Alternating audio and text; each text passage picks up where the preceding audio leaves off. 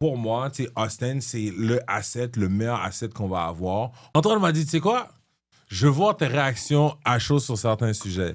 Si on n'a pas parlé de Outline, il voulait me tester, voir comment j'allais Je réagir. veux trap.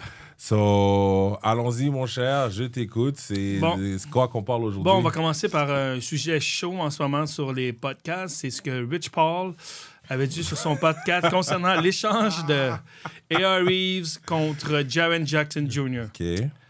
Moi, c'est plus...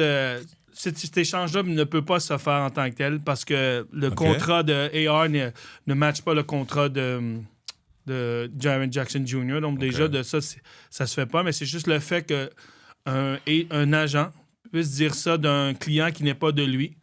Puis en plus, bon, c'est tout Rich Paul puis LeBron James sont très, très proches. Puis c'est son agent aussi. Donc, de quoi t'en penses plutôt? La première des choses, OK? Parce qu'il faut regarder le côté éthique de la chose, éthique professionnellement.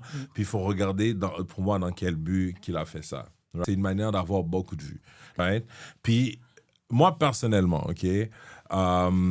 Au niveau de, tu sais, t'es un agent, t'as un collègue qui est un agent, parler de ça sur la place publique, j'ai pas vu d'autres agents le faire, puis je pense pas que ça a son avantage. Selon moi, bon, on va dire que, tu sais, on va parler du trade d'abord, Okay. AR. OK. Toi, t'es un gros fervent qu'il faut trade AR, mais... Depuis le début, même avant la saison, j'arrête pas de te dire, il faut qu'on fasse briller AR en l'été. Il va avoir plein de compagnies, plein d'équipes qui vont lui lancer un contrat faramineux. Environ, on parle de genre 250 millions. Nous, on peut... Nous, les Lakers. Nous, les Lakers... Ils savent, Vous, là, Nous, les Lakers, pour moi, je dis, ça fait pas de sens. Je peux pas avoir 2 gars les mieux payés de l'équipe ou 3 gars les mieux payés de l'équipe étant des passoires, que ce soit... Passoires défensivement, que ce soit Luka, LeBron, puis Austin, right? Donc, pour moi, tu sais, Austin, c'est le meilleur asset qu'on va avoir. On va lui faire un sign and trade. Tu lui signes un gros contrat, il va être content parce qu'il nous a déjà donné un friendly discount. Oui.